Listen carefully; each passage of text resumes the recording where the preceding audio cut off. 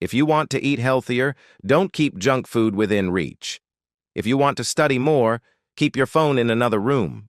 By reshaping your environment, you make the right choice, the easy choice. Imagine if you could master self-control without constantly relying on your willpower. Most people think that self-control is about forcing yourself to resist temptation, but in reality, it's much deeper than that. Willpower is like a battery.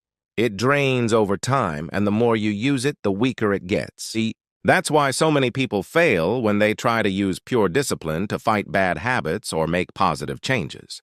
But what if I told you that true self-control doesn't come from willpower?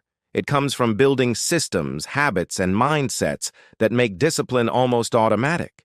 Let's explore exactly how you can master self-control without relying on that limited resource we call willpower. The first step is to change your environment. Most temptations we face are not about inner weakness, but about how easily available the temptation is around us. If you want to eat healthier, don't keep junk food within reach. If you want to study more, keep your phone in another room. By reshaping your environment, you make the right choice, the easy choice. The second step is to rely on habits, not decisions. Every decision you make throughout the day drains your mental energy, and eventually, you'll give in to temptation. But when something becomes a habit, it no longer requires thought or energy. Think about brushing your teeth. You don't need motivation to do it, you just do it. The same can be applied to exercise, reading, or any productive behavior. Build habits slowly and consistently, and they will take over where willpower used to be required. The third key is identity-based change. Instead of focusing on what you want to do, focus on who you want to be. Don't just say, I want to quit smoking. Say, I'm not a smoker. Don't just say, I want to exercise more. Say, I'm an active and healthy person. When you shift your identity, your actions naturally align with who you believe you are. The fourth method is to use automation. Technology can be a powerful tool for self-control if you use it wisely. Set up automatic savings, app blockers, or reminders that keep you on track without having to rely on discipline. Automation creates boundaries that protect you from yourself when your willpower runs low. Another strategy is to practice mindfulness. Most of the time, we give in to temptations because we act without thinking.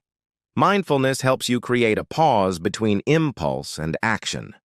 When you pause, you give yourself the chance to choose instead of reacting on autopilot. Even a simple deep breath can be enough to shift your decision-making. Lastly, make self-control enjoyable. If you always treat discipline as punishment, you'll eventually rebel against it. Find joy in the process, reward yourself for progress, and create positive reinforcement. For example, listen to your favorite music only while exercising, or make studying enjoyable with a cozy environment. Self-control isn't about suffering. It's about making the right path feel rewarding. So, to master self-control without willpower, you need to design your life in a way that makes discipline effortless. Shape your environment, build automatic habits, shift your identity, use automation and tools, practice mindfulness, and make it enjoyable. When you do this, you'll find that self-control stops being a constant struggle and instead becomes a natural part of your lifestyle. You won't have to fight yourself anymore because the battle will already be won before it begins. That's the real secret to mastering self-control without willpower.